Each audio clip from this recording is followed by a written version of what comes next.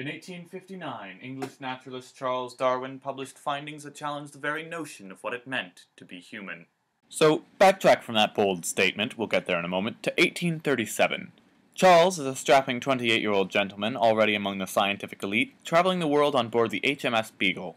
While in the Galapagos, a series of islands off the coast of South America, he noticed 12 different species of finches that seemed remarkably similar to mainland finches, and yet remarkably fit for their respective environments. This was rather strange because, as mentioned in The Origin of Species, there is nothing in the conditions of life, in the geological nature of the islands, in their height or climate which resembles closely the conditions of the South American coast. In fact, there is considerable dissimilarity in all these respects. So if these species and the ones on the mainland had been independently created, they should have borne little resemblance to each other. But, had some South American finches found themselves on the islands and adapted to their environment, the Galapagos birds might make some more sense.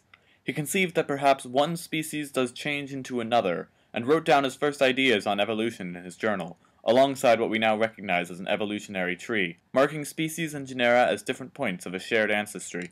So Darwin, influenced by the work of Thomas Malthus, a writer who pointed out that the human population would expand beyond the amount of food it could produce and level off, got to hypothesizing. Darwin hypothesized that if species grew beyond the number of organisms that the environment could support, that of course the weakest would be the ones to bite the dust, leaving the strongest to repopulate. So, whichever heritable genes were found among those members most suited to the environment would become more prominent in a population. Darwin published his theory on natural selection in his 1859 book on the Origin of Species.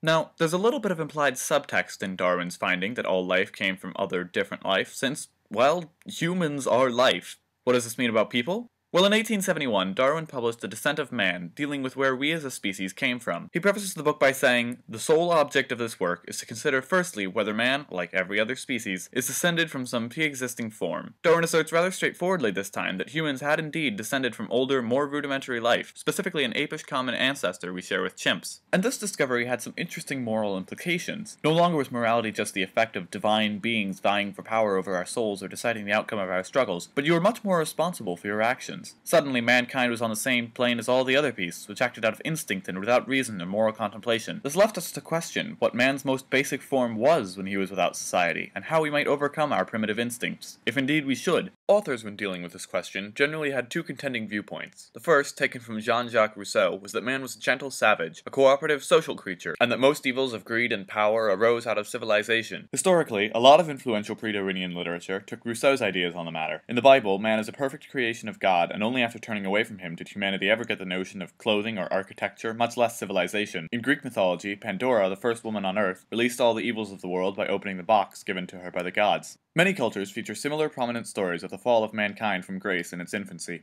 One example of Rousseau's ideas on human nature in the modern day is Robert Heinlein's 1955 novel Tunnel in the Sky. Earth has been spared a disastrous lack of food and resources a la Malthus by way of teleportation to foreign planets. The catch is that colonists cannot return to Earth without something worth trading for, and are left to establish civilization on their own. Rod Walker, a high school student training to become a colonist, is sent to a foreign planet for 2 to 10 days as his final exam. If he survives, he passes. However, 10 days go by without any contact, and it dawns on him that he and his group are all alone. So a group of 75 teenagers with no access to technology band together to brave the conditions of this harsh new world. Rod, at first averse to politics and leadership, learns to accept the role as leader, and the group thrives as a result of their organization. The book views society as an inevitable result of man's social nature rather than something which corrupts him, but shares Rousseau's views on the inert goodness possessed by mankind. The other popular idea about the nature of mankind is taken from Thomas Hobbes. Hobbes believed that the life of man in his bestial anarchy was solitary, poor, nasty, brutish, and short. In this viewpoint, man is an animal motivated firstly by primal instincts. Published just a year before Tunnel in the Sky, and in stark contrast, The Lord of the Flies is a work that takes the Hobbesian point of view. It features a slew of boys from England, the very same England that prided itself on being the pinnacle of civilized society, who find themselves stranded on a deserted island. Their initial outlook is positive. The island has fresh water, edible fruits, and feral pigs to hunt. The boys establish a democracy, and Ralph, their elected leader, informs them, "It's a good island. Until the grown-ups come to fetch us, we'll have fun." However, things soon begin to break down. Fear of a beastie begins to grow among the little ones, and culminates among the group until one night, while the others engage in a ritual to ward off the beast, one boy named Simon attempts to inform the others that the so-called beast is actually a dead parachutist, but is murdered in the chaos as he emerges from the forest. His death represents the loss in safety and knowledge that is present in a well-developed society. The situation does not much improve from there. Jack, head of the choir boys, defects from the group, taking at first a few and then nearly all of Ralph's followers through fear and violence. With the presence of cooperation gone, Jack's group takes resources from Ralph, including Piggy's glasses. When Ralph and Piggy go to confront Jack's tribe, one boy knocks a boulder off the cliff and crushes Piggy, eliminating the voice of rationality. Finally, Jack's tribe sets fire to the island in an effort to kill Ralph, who is the voice of order, the most fundamental element of society. However, the fire attracts the attention of a naval officer, who intervenes just as the boys are about to catch up to Ralph. He is dismayed that a bunch of innocent English schoolboys could so quickly be reduced to savages. Ralph, equally horrified at the inherent evil and even the seemingly most civilized and pure members of society, begins to weep, followed soon by all the other boys. However, Golding suggests that society as we know it may not be enough to shake the animalistic nature inside of humanity, as the officer is disappointed in the boys' reaction to the realization of their own evils. He tells them to put up a better show and that they just need a bath, a haircut, a nose wipe, and a good deal of ointment. The savior of the boys is not a man who represents the height of society, but a naval officer, dressed up in white uniform but taking part of a war which is much larger, but equally as base and brutish as the fun and games of the boys on the island. Golding proposes that we are in fact animals, but we are only able to dress up our vices, and that no amount of civilizing will be enough to purge us of our inner demons. Darwin himself had his own views on the implications on what it meant to be human, and was well aware of all the strings attached to his theories. While Malthus argued that giving out aid to the poor and needy would only worsen their condition in the long run, and exaggerate the cycle of misery, as he called it, in The Descent of Man, Darwin argued, "With savages, the weak in body or mind are soon eliminated, and those that survive commonly exhibit a vigorous state of health. We civilized men, on the other hand, do our utmost to check the process of elimination. We build asylums for the imbecile, the maimed, and the sick. We institute poor laws, and our medical men exert their utmost skill to save the life of every one to the last moment. There is reason to believe that vaccination has preserved thousands who from a weak constitution would formerly have succumbed to smallpox. Thus the weak members of civilized societies propagate their kind. No one who has attended to the breeding of domestic animals will doubt that this must be highly injurious to the race of man." But he goes on to say, "Nor could we check our sympathy, even at the urging of hard reason, without deterioration in the noblest part of our nature. And that, perhaps, is what it means to be human. To acknowledge that we are beasts by our nature, but in defiance of both our bestial urges and our self-interested reasoning,